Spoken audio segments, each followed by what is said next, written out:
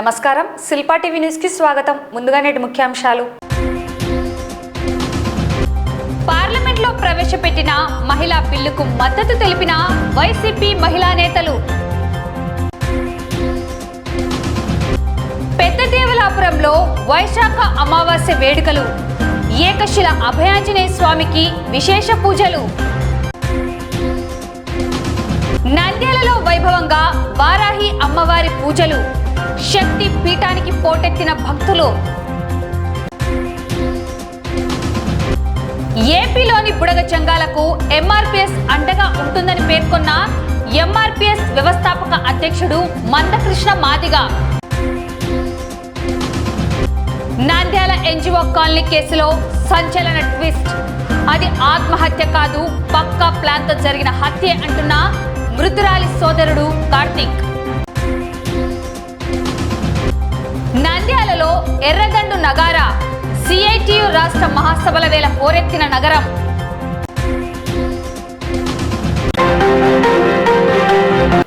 నరేంద్ర మోడీ ప్రభుత్వం పార్లమెంటులో మహిళలకు 33% రిజర్వేషన్లు కల్పించేందుకై ప్రవేశపెట్టిన మహిళా బిల్లుకు వైసీపీ నంద్యాల జిల్లా మహిళా నేతలు మద్దతు తెలిపారు. ఈ సందర్భంగా వారు హర్షం వ్యక్తం చేస్తూ స్థానిక వైసీపీ కార్యాలయంలో రాష్ట్ర మహిళా విభాగం కార్యదర్శి డాక్టర్ శశికళారెడ్డి, రాష్ట్ర మాజీ దృశ్యకళల డైరెక్టర్ సునీత అమృతరాజ్, నంద్యాల అసెంబ్లీ అధ్యక్షురాలు హుసేనమ్మ, మాజీ కౌన్సిలర్ కన్నమ్మ మీడియా సమావేశం నిర్వహించి తమ సంతోషాన్ని వ్యక్తం చేశారు. ఈ సందర్భంగా రాష్ట్ర వైసీపీ డాక్టర్ శశికళారెడ్డి, సునీత మాట్లాడుతూ నరేంద్ర మోడీ ప్రభుత్వం పార్లమెంట్లో మహిళా బిల్లు ప్రవేశపెట్టిన నేపథ్యంలో సంపూర్ణ మద్దతు తెలియజేస్తున్నామని పేర్కొన్నారు. మాజీ ముఖ్యమంత్రి వైఎస్ జగన్మోహన్ రెడ్డి అధికారంలో ఉన్న సందర్భంలో మహిళలకు చట్ట సభల్లో మరియు నామినేటెడ్ పదవుల్లో 50% పైగా రిజర్వేషన్లను కల్పించారని తెలిపారు. వైఎస్ జగన్మోహన్ రెడ్డి మహిళా పక్షపాతిగా నిరూపించుకున్నారన్నారు. రాష్ట్రంలో కేబినెట్ పదవుల్లో మహిళలకు ప్రాధాన్యత కల్పించారని, డిప్యూటీ సీఎం, హోంశాఖ, వైద్య ఆరోగ్య శాఖ, టూరిజం ఇలా అనేక కీలక శాఖలను మహిళలకు కేటాయించడం జరిగిందన్నారు. అలాగే సంక్షేమ పథకాల్లో కూడా మహిళలకే ప్రాధాన్యత కల్పించారని చెప్పారు. ఈ సందర్భంగా ప్రధానమంత్రి నరేంద్ర మోడీ తీసుకున్న నిర్ణయానికి వైసీపీ సంపూర్ణ మద్దతు తెలియజేస్తుందని పేర్కొన్నారు. ఈ కార్యక్రమంలో మాజీ కౌన్సిలర్ కన్నమ్మ తదితరులు పాల్గొన్నారు. గత వైఎస్ఆర్సీపీ ప్రభుత్వంలో అయితేనేమి మా జగనన్న గారు, వైఎస్ఆర్సీపీ అధినేత వైఎస్ జగన్మోహన్ రెడ్డి గారు ఎప్పుడూ కూడా మహిళా పక్షపాతిగా మహిళలకి 50% రిజర్వేషన్ కల్పించి ఆ రోజు స్థానిక సంస్థల్లో దాన్ని చట్టం చేసి కూడా అందరికీ 50% స్థానిక సంస్థల్లో అవకాశం ఇచ్చిన వ్యక్తి జగన్మోహన్ రెడ్డి గారు. కాబట్టి ఈరోజు ఈ చట్టసభల్లో 33% రిజర్వేషన్ అమలుకి ఈరోజు కేంద్ర ప్రభుత్వం ప్రధాని నరేంద్ర మోడీ గారి నేతృత్వంలో ఈరోజు పార్లమెంట్లో బిల్లు ప్రవేశపెట్టిన సందర్భంగా మేమందరం కూడా దీన్ని అభినందిస్తున్నాము. వైఎస్ఆర్సీపీ పార్టీ ఈ 33% మహిళా రిజర్వేషన్ బిల్లుకు మద్దతు తెలుపుతోంది. మనకు తెలుసు జగన్ గారి హయాంలో ఆ రోజు చూస్తే క్యాబినెట్ హోదా నుంచి నామినేటెడ్ పదవుల వరకు కూడా 50% రిజర్వేషన్ ని అమలు చేసిన వ్యక్తి జగన్మోహన్ రెడ్డి గారు. నిన్న లోక్సభలో పార్లమెంట్ బిల్లుకి ఆమోదం తెలుపుతూ మన నంద్యాల ఎంపీ శబరి గారు ఒక అవగాహన లేని కొన్ని మాటలు మాట్లాడినారు. ఆమె లోక్సభ ప్రతినిధిగా, ఒక మహిళగా ఆమె ప్రతినిధిగా ఉన్నందుకు మేము సంతోషిస్తున్నాం. కానీ గత వైఎస్ఆర్సీపీ ప్రభుత్వము డార్క్ డేస్ అని ఆమె వ్యాఖ్యానించారు. కానీ అవగాహన లేకుండా మీరు అలా మాట్లాడటం కరెక్ట్ కాదండి. అది డార్క్ డేస్ కాదు. గత వైఎస్ఆర్సీ ప్రభుత్వంలో మహిళలకు స్వర్ణయుగం, not dark days for the women. ఎందుకంటే గత వైఎస్ఆర్సీపీ ప్రభుత్వంలో మహిళలు కాళ్ళ ఎగరేసుకొని తిరిగారు. ఈరోజు మహిళలకి గత వైఎస్ఆర్సీపీ ప్రభుత్వంలో మహిళల పేరిట 31 లక్షల ఇళ్ల పట్టాలను ఇచ్చిన వ్యక్తి మన జగనన్న. అదే విధంగా పొదుపు మహిళలు మీరు అన్నారు, నంద్యాల జిల్లాలోనే ఎక్కువ పొదుపు సంఘాలు ఉన్నాయన్నారు. కానీ పొదుపు సంఘాలకి ఆర్థిక చేయూతనిచ్చిన వ్యక్తి ఎవరైనా ఉన్నారు అంటే అది గత ముఖ్యమంత్రి జగన్మోహన్ రెడ్డి గారు మాత్రమే. ఎందుకంటే వాళ్ళకి రుణమాఫీ పొదుపు సంఘాలకి రుణమాఫీ చేయడమే కాకుండా 0 వడ్డీకి కూడా వాళ్ళకి రుణాలు ఇచ్చి వారిని ఆర్థికంగా ఆదుకున్న వ్యక్తి జగన్మోహన్ రెడ్డి గారు. గత చంద్రబాబు ప్రభుత్వంలో NPL గా మారిన ఎన్నో పొదుపు సంఘాలని చూసాం. ఎందుకంటే రుణమాఫీ చేస్తానని చెప్పి అబద్ధం మాటలు చెప్పి రుణమాఫీ చేయకుండా చంద్రబాబు గారు చేసినందువల్ల ఎన్నో పొదుపు సంఘాలు NPL గా మారితే జగన్మోహన్ రెడ్డి గారు వాళ్ళ సంఘాలన్నింటినీ ఆదుకున్న వ్యక్తి జగన్మోహన్ రెడ్డి గారు. అదేవిధంగా ఏదైతే మహిళలకి విద్యా కానుక వైఎస్ఆర్ విద్యా నేస్తం, అదేవిధంగా వసతి దీవెన, విద్యా దీవెన ద్వారా ఎంతో మంది ఆడపిల్లలు చదువుకునేందుకు అవకాశం ఇచ్చిన వ్యక్తి జగన్మోహన్ రెడ్డి గారు. అదేవిధంగా అమ్మఒడి పథకం ద్వారా తల్లుల అకౌంట్లలో డబ్బులు వేసి ఆడపిల్లలను స్కూల్ కు పంపించే విధంగా తల్లులను ప్రోత్సహించిన వ్యక్తి జగన్మోహన్ రెడ్డి గారు. అదేవిధంగా వైఎస్ఆర్ ఆసరా అయితేనేమి, వైఎస్ఆర్ రుణమాఫీ 0 వడ్డీ ద్వారా పొదుపు మహిళలను ఆదుకుంటే, అదేవిధంగా వైఎస్ఆర్ చేయుత ద్వారా SC, ST, BC మైనారిటీ మహిళలకు వాళ్ళకు ఆర్థికంగా వాళ్ళని ఆదుకున్న వ్యక్తి జగన్మోహన్ రెడ్డి గారు. ఈ విధంగా ప్రతి మహిళను సామాజికంగా, ఆర్థికంగా, రాజకీయంగా వాళ్ళని సాధికారత దిశగా వాళ్ళని చేసిన వ్యక్తి జగన్మోహన్ రెడ్డి గారు. మరి ఎలా చెప్తారండి మీరు డార్క్ డేస్ అని? ఈ రోజు ఏ పల్లెలో వెళ్ళినా, ఏ వార్డులోకి వెళ్ళి ఏ మహిళను అడిగినా వాళ్ళు చెప్తారు ఏంటి అంటే మహిళా పక్షపాతి జగన్మోహన్ రెడ్డి గారని, మహిళల ఉన్నతే ధ్యేయంగా, వాళ్ళ ఆర్థిక సాధికారతే ధ్యేయంగా పనిచేసిన వ్యక్తి జగన్మోహన్ రెడ్డి గారని. ఖచ్చితంగా కూడా మహిళా పక్షపాతి అయిన మా జగన్మోహన్ రెడ్డి గారు మహిళలందరికీ కూడా కోసం వారి రాజకీయంగా వాళ్ళ ఎదుగుదల కోసం కృషి చేశారు. మీరు అవగాహన లేకుండా మాట్లాడొద్దని నేను కోరుకుంటున్నాను. పార్లమెంట్ లో పెట్టిన సందర్భంగా వైఎస్ఆర్సీపీ మహిళా లోకం తరఫున అందరం కూడా మేము ఈ బిల్లుకు మద్దతు తెలుపుతున్నాము. ఈ రోజు పార్లమెంట్ లో పెట్టిన 33% మహిళా బిల్లును మన వైసీపీ పార్టీ తరఫున జగన్మోహన్ రెడ్డి గారు అందరి మహిళలందరి తరఫున కూడా మేము అందరము మద్దతు తెలుపుతున్నాము. మొదటిసారిగా కూడా మన జగన్మోహన్ రెడ్డి గారే మహిళలకు 50 నుంచి 60% కూడా రిజర్వేషన్ కల్పించి రాజకీయంగా వాళ్ళ అభివృద్ధికి ఎంతగానో తోడ్పాటు చేసినారు, ఎంతగానో ప్రోత్సహించి రాజకీయ రంగంలోకి తీసుకొని రావడం జరిగింది. నామినేట్ పోస్టులలో కానీ, స్థానిక సంస్థల ఎన్నికల్లో కానీ అన్ని రంగాలలో మహిళలందరూ మళ్ళా జగనన్న పెట్టిన అన్ని పథకాలు కూడా మహిళలకే ప్రధాన ప్రాంతం ఇచ్చి వాళ్ళ అకౌంట్లలో అమౌంట్ వేసి మహిళల అభివృద్ధి కోసం ఆర్థికంగా కృషి చేయడం జరిగింది.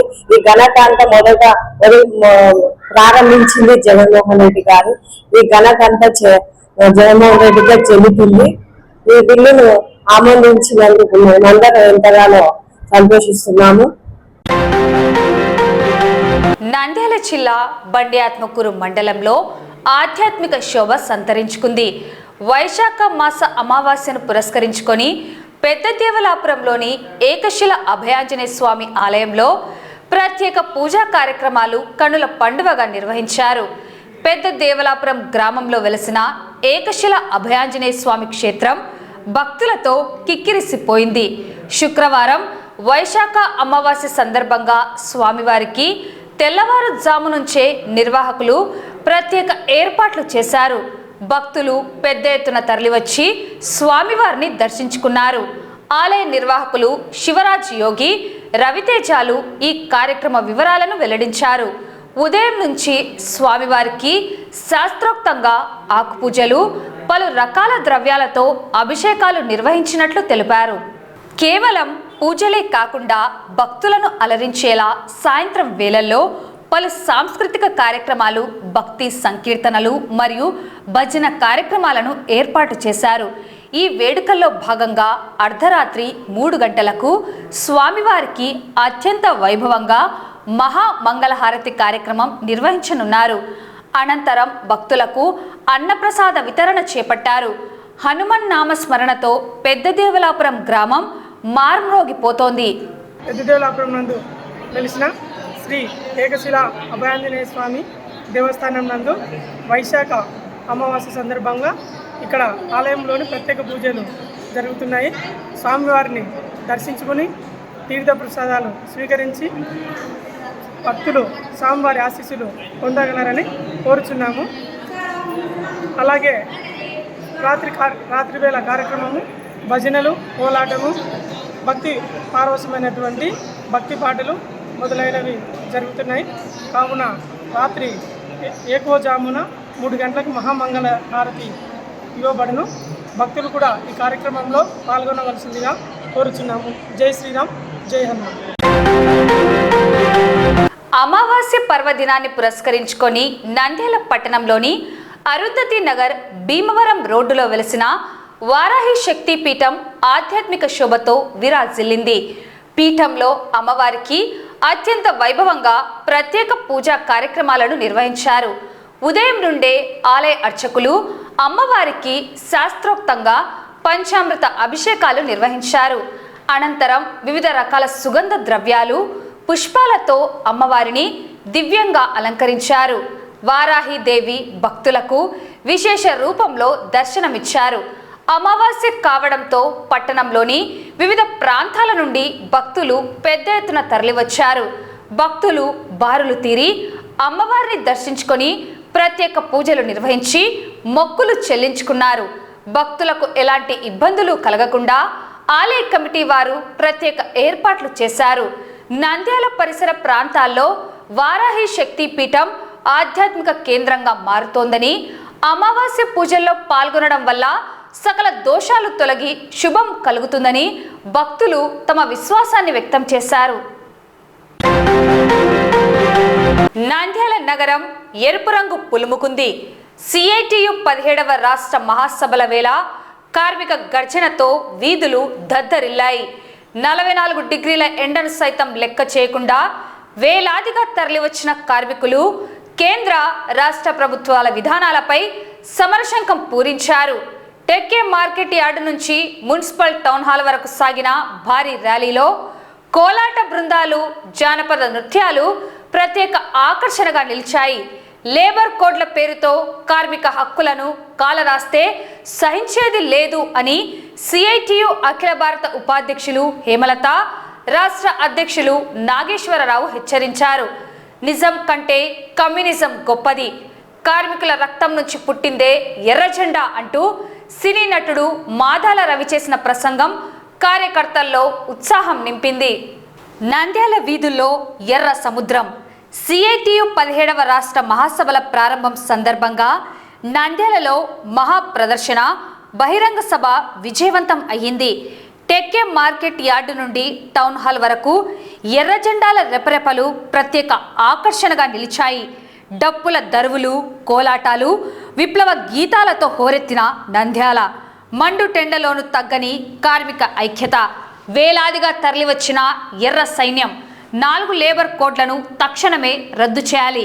స్కీమ్ వర్కర్లకు కనీస వేతనాలు పెంచాలి. 8 గంటల పని విధానాన్ని కాపాడాలి. అనేక డిమాండ్లతో సభ సాగింది. కార్మిక వర్గం జోలికొస్తే పతనం తప్పదు. సిఐటియు నేతల హెచ్చరిక. నంద్యాలలో సిఐటియు 17వ రాష్ట్ర మహాసభలు భారీ ప్రదర్శనతో ఘనంగా ప్రారంభమయ్యాయి.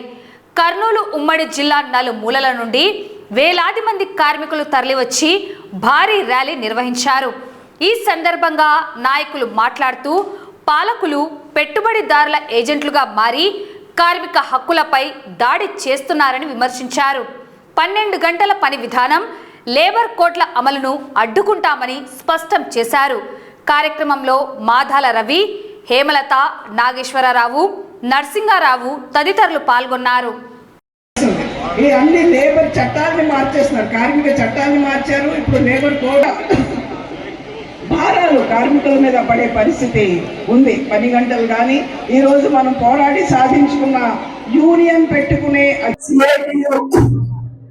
ముఖ్యమైన పాత్ర దాంట్లో నిర్వహించిందో ప్రభుత్వం అనేక లేబర్ కోడ్ అమలు జరిగితే కార్మికులందరికీ కూడా కనీస వేతనాలు జరుగుతాయి, అందరికి కూడా సంక్షేమ సౌకర్యాలు అమలు జరుగుతాయి, పెన్షన్ సౌకర్యాలు అమలు జరుగుతాయి, ఈఎస్ఐ, ఈపీఎఫ్ అమలు జరుగుతాయని చెప్పేసి ప్రభుత్వం చెప్పింది. ఈ రోజు కార్మికులు ప్రత్యక్షంగా తమ అనుభవంతో చూస్తున్నారు లేబర్ కోడ్ అమలైన పరిస్థితి ఎట్లా ఉంది. అందుకని వోల్టేజెస్ పోరాటాలు జరుగుతున్నాయి.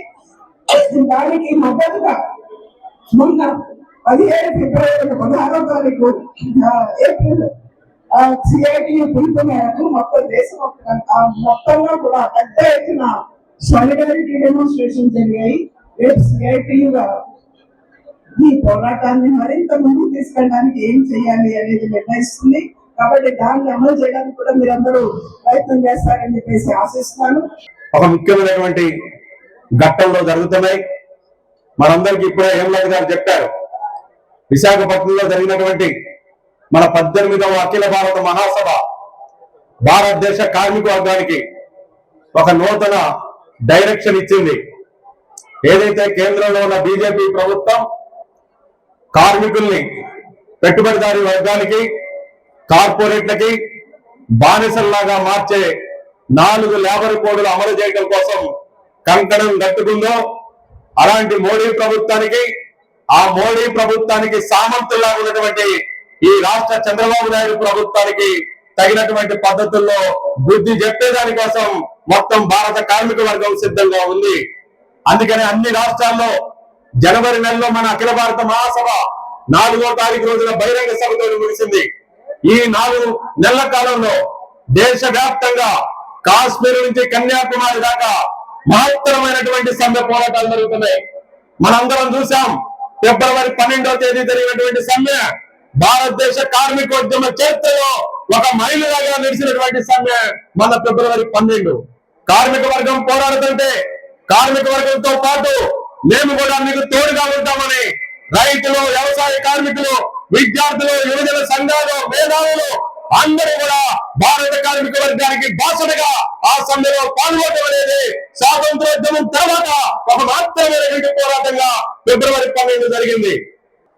ఎన్నెన్నో దారులను చీలిన మన ఉద్యమాలు ఐక్యంగా నిలవాలని, ఎన్నెన్నో దారులలో చెమటేర్చే శ్రమజీవులు ఐక్యం కావాలని, సమసమాజం స్థాపించాలని కోరుకుంటూ చెప్తున్నాను. నేను అగ్ని కంటే గొప్పది నిజం, ఆ నిజం కంటే గొప్పది కమ్యూనిజం.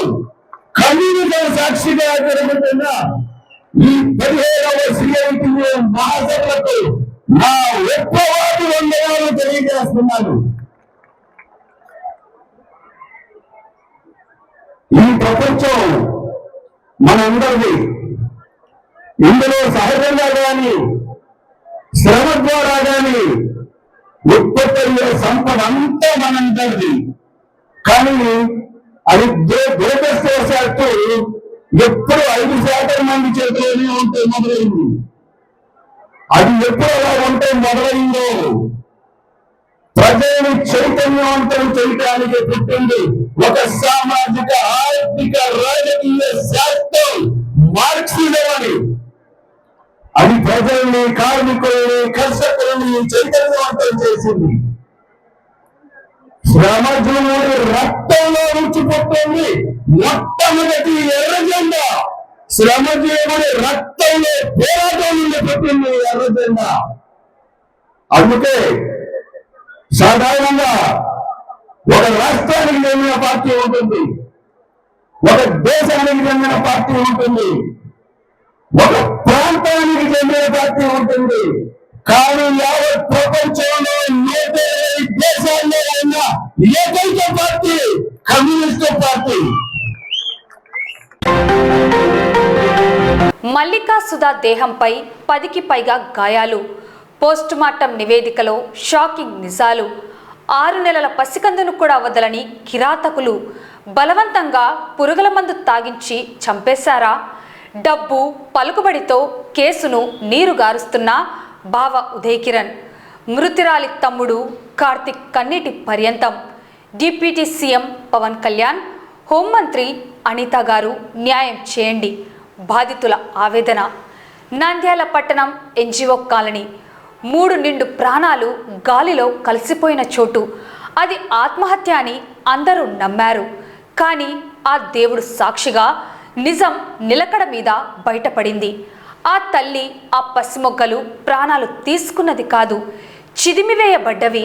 తన అక్కను, 2 అభం శుభం ఎరగని పసి కందులను తన బావ ఉదయ్ కిరణ్ మరియు అతని కుటుంబ సభ్యులే అత్యంత కిరాతకంగా చంపేశారని బాధితురాలి తమ్ముడు కార్తిక్ గుండె పగిలేలా రోదిస్తూ ఆరోపిస్తున్నారు. గత జనవరిలో జరిగిన ఈ సంఘటన జిల్లాలోనే కలకలం రేపింది. మల్లికా సుధా, 6 ఏళ్ల ఈశాన్ సాయి, 7 నెలల పసికందు ప్రవశితాలు ఆత్మహత్య చేసుకున్నారని అప్పట్లో అంతా భావించారు. కానీ పోస్టుమార్టం నివేదిక ఇప్పుడు అసలు రంగు బయటపెట్టింది. మృతురాలి శరీరంపై ఏకంగా 10కి పైగా తీవ్ర గాయాలు ఉన్నట్లు వైద్యులు తేల్చారు. అసలు ఏం జరిగింది ఆ రాత్రి? కార్తిక్ మాటల్లో, నా అక్కను కొట్టి హింసించి ఆ పసి పిల్లలకు ఏం తెలుసని బలవంతంగా పురుగుల మందు తాగించారు. ఇంట్లో ఉన్న సొరంగ మార్గం ద్వారా లోపలికి వచ్చి ఎవ్వరికీ తెలియకుండా ఈ దారుణానికి ఒడిగట్టారు. 10 ఏళ్ల క్రితం కట్టుకున్న భార్య అని కూడా చూడకుండా కన్న బిడ్డలను కళ్ళ ముందే చంపేస్తుంటే ఆ రాక్షసుడికి మనసు ఎలా ఒప్పింది? కేవలం హత్యతోనే ఆగలేదు ఆ కిరాతకుడు. చేతిలో ఉన్న డబ్బు, ఎరువుల అంగడి ద్వారా సంపాదించిన పలుకుబడితో కేసును తారుమారు చేసే ప్రయత్నం చేస్తున్నాడని కార్తిక్ ఆరోపిస్తున్నారు. కోట్లు ఇస్తాం, కేసు వెనక్కి తీసుకో అని వాట్సాప్ మెసేజ్లు పంపుతున్నారని, మాట వినకపోతే కుటుంబం మొత్తాన్ని చంపేస్తామని బెదిరిస్తున్నారని సాక్ష్యాలను మీడియా ముందు ఉంచారు. ఇప్పుడు బాధితులు న్యాయం కోసం ఏపీ ప్రభుత్వం వైపు చూస్తున్నారు. రాష్ట్ర ఉప ముఖ్యమంత్రి పవన్ కళ్యాణ్, హోంమంత్రి వంగలపూడి అనిత స్పందించి తన సోదరిని మరియు 2 పసిపిల్లలను బలి తీసుకున్న ఆ రాక్షస బావ ఉదయ్ కిరణ్కు కఠిన శిక్ష పడేలా చేయాలని వేడుకుంటున్నారు. రాజకీయ పలుకుబడికి, డబ్బు బలానికి పోలీసులు తలొగ్గకుండా నిష్పక్షపాతంగా విచారణ జరపాలని నంద్యాల వాసులు డిమాండ్ చేస్తున్నారు. డబ్బు ఉంటే ప్రాణాలు తీసినా చెల్లుతుందా? అధికార బలంతో సాక్ష్యాలను తొక్కేయగలరా? మల్లికా సుధ ఆత్మకు, ఆ చిన్నారుల ఆత్మకు శాంతి చేకూరాలంటే న్యాయస్థానం, పోలీస్ శాఖ కదిలి రావాల్సిందే. 2026 జనవరి 17వ తేదీ మా అమ్మాయి మల్లికా సుధ, బాబు, పాప ఇద్దరిని వాళ్ళ భర్త, తోడికోడలు, మాడపడుచు కలిసి హత్య చేసి వాళ్ళు చంపేసిన తర్వాత, హత్య చేసిన తర్వాత మాకు తెలపరిచారు. ముందు తెలపరచలేదు. ఇది హత్యగా భావించాలని, మాకు న్యాయం చేయాలని ఒక పత్తి సాక్షి కూడా ఉంది. ఆ పత్తి సాక్షి కూడా చేసారి వాళ్ళకి తెలపరిచినాము. వాళ్ళు కూడా దానికి తీసుకున్నారు. అది పత్తి సాక్షి కూడా మాకు న్యాయం జరగాలని కోరుకుంటాను. సాక్షిని వాళ్ళు కొద్దిగా భయాందోళన కలిగజేసినారు సార్. ఆమె సీఏ దగ్గరికి వచ్చి మొత్తం అంతా చెప్పే విషయం, ఎస్పీ సార్ దగ్గర పోయినాము, డిఎస్పీ మేడం దగ్గర పోయినాము. వాళ్ళు కూడా పత్తి సాక్షిని దానికి సంబంధించిన విషయాలన్నీ కోర్టుకు అప్లై చేసుకొని చెప్పినారు. వాళ్ళు అంగీకరించారు. వాళ్ళకు కూడా నా ధన్యవాదాలు సార్. న్యాయం జరగాలని కోరుకుంటున్నాను. వాళ్ళ ఆడపడుచు, వాళ్ళ చెల్లి, అక్క అందరూ పండగకి వాళ్ళ ఇంటికి వచ్చినారు. వచ్చినప్పుడు నుండి అమ్మాయిని వేధిస్తూనే ఉన్నారు. వేధిస్తుంటే మాకు అమ్మాయి ఫోన్ చేసి మొదట్లో చెప్పింది, ఇట్లా జరుగుతుందిరా, నన్ను కొంచెం ఇబ్బంది పెడుతున్నారు అనే పరిస్థితిలో నాకు చెప్పడం జరిగింది. చెప్పిన వెంటనే మేము సంధి చేస్తామంటే అక్కడ భార్య భర్తల సమస్యలు కొన్ని ఉంటాయి కాబట్టి బంధువులు ఉన్నారని చెప్పి మేము అక్కడికి పోకపోవడం, పండగ తర్వాత పోయి కూర్చొని మామూలు సంధి చేద్దాం అనే ఆలోచనలో మేము ఉన్నాము. అక్కడ దాని తర్వాత 16వ తేదీ కొట్టినట్లు కూడా మాకు ఫోటో షేర్ చేసింది. చేసిన తర్వాత మేము వెంటనే ఫోన్ చేయడం జరిగింది. ఏం జరిగింది, ఎందుకు జరిగింది అంటే, నేను జస్ట్ కిందికి పోయి పూలు తీసుకోవడానికి పోతే నన్ను ఎట్లా అంటే అట్లా మాట్లాడి నన్ను బాగా పైకి వచ్చి నన్ను పెయింట్ డబ్బాలు తీసుకొని కొట్టినాడు అనే రకంగా మాకు చెప్పింది, ఫోటో షేర్ చేసింది. దాని తర్వాత నెక్స్ట్ రోజు పొద్దున్నే 17వ తేదీ నాకు ఫోన్ వచ్చింది. ఆ 17వ తేదీ మా బావ నుండి ఫోన్ వచ్చి, ఇట్లా మీ చెల్లెలు ఫోన్ ఎత్తట్లేదు, మీరు కాల్ చేయండి అనేసరికి మేము ఎందుకు ఫోన్ ఎత్తట్లేదు, నువ్వు ఎక్కడున్నావు అని అడిగినాం. ఫస్ట్ అడిగిన వెంటనే నేను ఇక్కడనే ఉన్నా అంటున్నాడు. కానీ అక్కడనే ఉండి మరి నువ్వేం చేస్తున్నావు, మేమెందుకు రావాల్సిన అవసరం ఉంది, నువ్వేం చేస్తున్నావు అసలు కానీ మేము క్వశ్చన్ చేస్తే మీరు రాండి అర్జెంట్గా అని చెప్పినాడు. అప్పుడే మాకు అనుమానం మొదలైంది. మేము వెంటనే పరిగెత్తేసరికి, అక్కడికి పోయేసరికి అంతా డోర్ కొద్దిగా క్లోజ్లో ఉంది. కానీ వీళ్ళందరూ అక్కడనే ఉన్నారు. 10 మంది కనీసం దగ్గర పోయి ఏదైనా చేయాలని కూడా ఆలోచన లేకుండా అనుమానాస్పదంగా అక్కడనే తిరుగుతున్నారు. మేము లోపలికి వెళ్ళిపోయి చూసేసరికి ఆ అమ్మాయి ఇట్లా ఉరి పొజిషన్లో ఉంది, పిల్లలు చనిపోయి ఉన్నారు. అప్పటికే మాకు అనుమానం వచ్చింది. బాడీ మీద చాలా దెబ్బలు ఉన్నాయి. క్లియర్గా మీరు చూస్తే అర్థమైపోతుంది. చాలా దారుణంగా హింసించి కొట్టినారు. వెనకాల పోస్ట్ మార్టం రిపోర్ట్ లో దాదాపు 10 గాయాలు రాసినారు. 10 గాయాలు చాలా దారుణంగా కొట్టినట్టు ఎంఆర్ఓ సార్ కూడా క్లియర్ గా మెన్షన్ చేయడం జరిగింది. ఆ దెబ్బలు కూడా చాలా అనుమానాస్పదానికి దారితీస్తాయి. మాకు చెప్పిన దెబ్బలు వేరు, పోస్ట్ మార్టం రిపోర్ట్ లో వచ్చిన దెబ్బలు వేరు. దీన్ని చూసి మనకు అర్థమవుతుంది అది ఎంత దారుణంగా హింసించబడింది అనేది. దాని తర్వాత మేము ఆ అమ్మాయి బతుకుతుందనే పరిస్థితిలో హాస్పిటల్ తీసుకుపోవడం జరిగింది.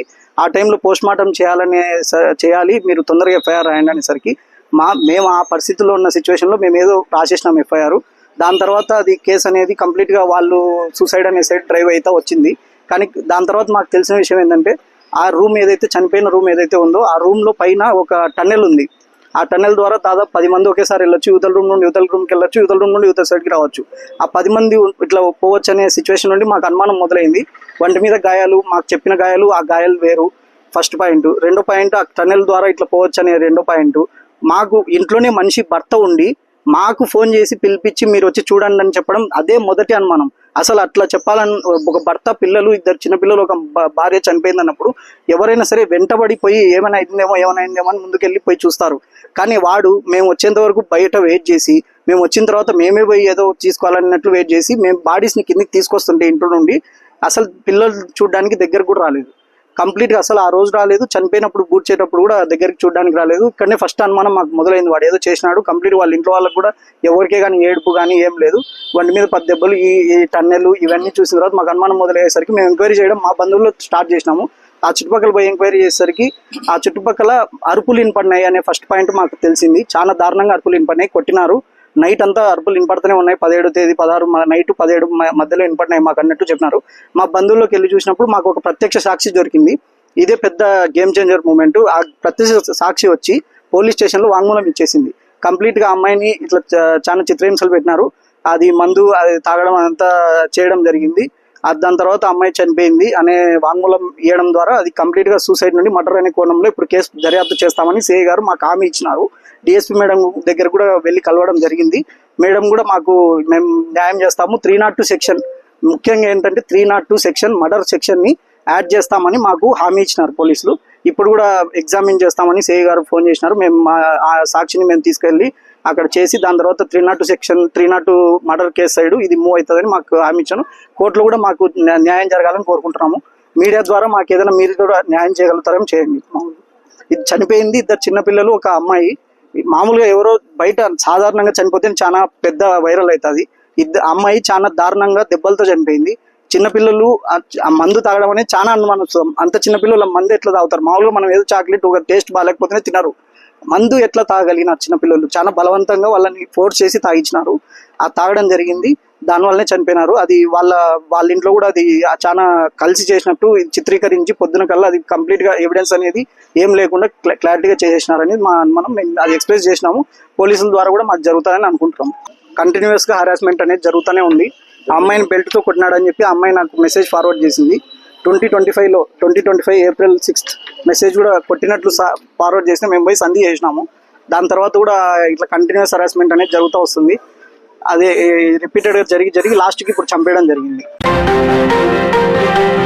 ఆంధ్రప్రదేశ్ రాష్ట్రంలోని బుడగ జంగాల సామాజిక వర్గానికి ఎంఆర్పిఎస్ ఎల్లవేళలా తోడుగా ఉంటుందని ఆ సంస్థ వ్యవస్థాపక అధ్యక్షుడు మందకృష్ణ మాదిగ భరోసానిచ్చారు. నంద్యాల పట్టణంలోని మున్సిపల్ టౌన్ హాల్లో జరిగిన బేడ బుడగ జంగాల ఆత్మీయ సభకు ఆయన ముఖ్య అతిథిగా హాజరై మాట్లాడారు. ప్రధాన డిమాండ్లు మరియు ముఖ్యాంశాలపై ఎంఆర్పిఎస్ వ్యవస్థాపక అధ్యక్షుడు మందకృష్ణ మాదిగ మీడియాతో మాట్లాడారు. బుడగ జంగాలను షెడ్యూల్డ్ కులాలుగా గుర్తించాలన్న డిమాండ్ అత్యంత న్యాయమైనదని, ఈ పోరాటంలో ఎంఆర్పిఎస్ ప్రధాన పాత్ర పోషిస్తుందని ఆయన స్పష్టం చేశారు. దళిత సామాజిక వర్గాల్లో మాల మాదిగ కులాల తర్వాత అత్యధిక జనాభా కలిగిన కులం బుడగ జంగాలు అని, అయినప్పటికీ స్వార్థపరుల కుట్రల వల్ల వీరు తీవ్రంగా నష్టపోయారని ఆవేదన వ్యక్తం చేశారు. సరైన గుర్తింపు లేకపోవడం వల్ల బుడగ జంగాలకు విద్య, ఉద్యోగ మరియు రాజకీయ రంగాల్లో దక్కాల్సిన ఫలాలు అందడం లేదని మందకృష్ణ పేర్కొన్నారు. గత ప్రభుత్వంతో పాటు ప్రస్తుత ప్రభుత్వం చంద్రబాబు నాయుడు ప్రభుత్వం కూడా బుడగ జంగాలను ఎస్సీలుగా గుర్తించేలా అసెంబ్లీలో తీర్మానం చేసి కేంద్రానికి పంపాయని గుర్తు చేశారు. ఈ అంశం ప్రస్తుతం కేంద్ర ప్రభుత్వం వద్ద పెండింగ్లో ఉందని తెలిపారు. తక్షణ పరిష్కారం కోసం ఆయన విజ్ఞప్తి చేశారు. ఈ సమస్య పరిష్కారం కోసం తాను ఇప్పటికే కేంద్ర మంత్రులు కిషన్ రెడ్డి, బండి సంజయ్ దృష్టికి తీసుకెళ్లానని, ముఖ్యమంత్రి చంద్రబాబు నాయుడు కూడా వెంటనే స్పందించి కేంద్ర పెద్దలతో చర్చించాలని కోరారు. న్యాయం, ధర్మం బుడగజంగాల వైపే ఉంది, విజయం సాధించే వరకు మీ వెంటే ఉంటానని ఆయన నొక్కి వక్కానించారు. ఈ కార్యక్రమంలో బేడ బుడగ జంగాల సంఘం ప్రతినిధులు, ఎంఆర్పిఎస్ నాయకులు మరియు పెద్ద సంఖ్యలో సామాజిక వర్గ సభ్యులు పాల్గొన్నారు. ఆంధ్రప్రదేశ్లో ఉండబడే బుడగ జంగాలకి ఎంఆర్పిఎస్ అండగా నిలబడుతుంది. మాదిగ రిజర్వేషన్ పోరాట సమితి నా బుడగ జంగాల హక్కుల పోరాటంలో మద్దతుదారుడుగా ఉండడమే కాకుండా బుడగ జంగాలను ఎస్సీలుగా గుర్తించాలనే న్యాయమైన పోరాటంలో పూర్తిగా భాగస్వామ్యం అవుతుంది. అది న్యాయమైన పోరాటం అని చెప్పి స్పష్టంగా మేము రాష్ట్ర కేంద్ర ప్రభుత్వాలకు గుర్తు చేస్తున్నాం. ఉమ్మడి ఆంధ్రప్రదేశ్లో అత్యంత దళితుల్లో వెనుకబడ్డ సామాజిక వర్గాల్లో బుడగ జంగాలు ఒకరు. దురదృష్టవశాత్తు ఉమ్మడి ఆంధ్రప్రదేశ్ ఉన్నప్పుడే కొంతమంది స్వార్థపరులు చేసిన కుట్ర ఫలితం వల్ల ప్రస్తుత ఆంధ్రప్రదేశ్లో బుడగ జంగాలు ఎస్సీలు కారని ఒక నమ్మక ద్రోహానికి సంబంధించిన ఒక కుట్ర చేయడం జరిగింది. అప్పటి నుంచి ప్రస్తుత ఆంధ్రప్రదేశ్లో నా బుడగ జంగాల సమాజం ఎస్సీలకు వచ్చే ఏ ప్రయోజనం కూడా పొందలేకుండా పోయింది. విద్యా అవకాశాలు వాళ్ళకు దక్కట్లేదు, ఉద్యోగ అవకాశాలు ఎస్సీలు దక్కట్లేదు, ఆర్థికంగా సంక్షేమ పథకాలు న్యాయబద్ధంగా దక్కట్లేదు, రాజకీయంగా అవకాశాలు లేకుండా పోయినాయి. ఇది చాలా దురదృష్టకరమైన పరిస్థితి. ఎంఆర్పిఎస్ స్పష్టంగా గుర్తు చేస్తున్నది, ఎంఆర్పిఎస్ భావిస్తున్నది దళితుల్లోనే ముఖ్యంగా మాల మాదిగల తర్వాత మూడో అతి జనాభా ఎక్కువ ఉన్న కులం నా బుడగ జంగాల కులం. అందుకనే తెలంగాణ రాష్ట్రంలో 3 కేటగిరీస్ జరిగితే మొదటి ప్రాధాన్యతే నా బుడగ జంగాలకు తెలంగాణలో వర్గీకరణ ద్వారా వచ్చింది. కానీ దురదృష్టవశాత్తు ఆంధ్రప్రదేశ్లో నా బుడగ జంగాలు ఎస్సీ ధృవీకరణ పత్రాలే లేకుండా పోయినాయి. ఇట్లాంటి పరిస్థితుల్లో ఇది న్యాయమని గుర్తించి గత ప్రభుత్వాలు ప్రస్తుత ఆంధ్రప్రదేశ్లో కూడా గత ప్రభుత్వమైన నేటి చంద్రబాబు నాయుడు ప్రభుత్వమైన అసెంబ్లీలో తీర్మానం చేసి ఎస్సీలుగా గుర్తించాలని చెప్పి కేంద్రానికి నివేదించడం జరిగింది. అదే సమయంలో మొన్న ఈ మధ్య కాలంలో చంద్రబాబు నాయుడు గారు ప్రభుత్వం వేసిన కమిషన్ కూడా ఖచ్చితంగా బుడగ జంగాలను ఎస్సీలో గుర్తించాలని చెప్పి వాళ్ళ వెనుకబాటు, వాళ్ళ సామాజిక సంబంధించిన పరిస్థితులు కూడా ఇతరుల కంటే వెనుకబడిపోయినాయని చెప్పి గుర్తు చేసింది. ప్రస్తుతం అసెంబ్లీలో చేసిన తీర్మానం కేంద్రాన్ని పంపినాక కమిషన్ నివేదికలు కేంద్రాన్ని పంపిన తర్వాత కేంద్రంలో ప్రస్తుతం పెండింగ్లో ఉన్నది. ఇప్పటికే ఈ విషయాన్ని కేంద్రంలో ఈ సమస్య వెంటనే పరిష్కారం కావాలని చెప్పి, ముఖ్యంగా షెడ్యూల్ కులాల హోదా నా బుడగ జంగాలకు వచ్చే విధంగా చూడాలని చెప్పి ఇప్పటికే గౌరవ కేంద్ర మంత్రి కిషన్ రెడ్డి గారి దృష్టికి మేము తీసుకెళ్లడం జరిగింది. అదే సమయంలో గౌరవ కేంద్ర మంత్రి అదే సమయం బండి సంజయ్ గారి దృష్టికి కూడా తీసుకెళ్లడం జరిగింది. అయినా ఇంకో కొంత సమస్య పరిష్కారం కాకుండా పెండింగ్లో ఉన్నది. వార్తలు ముగించే ముందు ముఖ్యాంశాలు మరోసారి. పార్లమెంట్లో ప్రవేశపెట్టిన మహిళా బిల్లుకు మద్దతు తెలిపిన వైసీపీ మహిళా నేతలు. పెద్దదేవలాపురంలో వైశాఖ అమావాస్య వేడుకలు, ఏకశిల అభయాంజనేయ స్వామికి విశేష పూజలు. నంద్యాలలో వైభవంగా వారాహి అమ్మవారి పూజలు, శక్తి పీఠానికి పోటెత్తిన భక్తులు. ఏపీలోని బుడగ జంగాలకు ఎంఆర్పిఎస్ అండగా ఉంటుందని పేర్కొన్న ఎంఆర్పిఎస్ వ్యవస్థాపక అధ్యక్షుడు మందకృష్ణ మాదిగ. నంద్యాల ఎన్జిఓ కాలనీ కేసులో సంచలన ట్విస్ట్. అది ఆత్మహత్య కాదు, పక్కా ప్లాన్తో జరిగిన హత్య అంటున్న మృతురాలి సోదరుడు కార్తీక్. నంద్యాలలో ఎర్రగండు నగారా, సిఐటియు రాష్ట్ర మహాసభల వేళ హోరెత్తిన నగరం. ఈ వార్తలు ఇంతటితో సమాప్తం. నమస్కారం.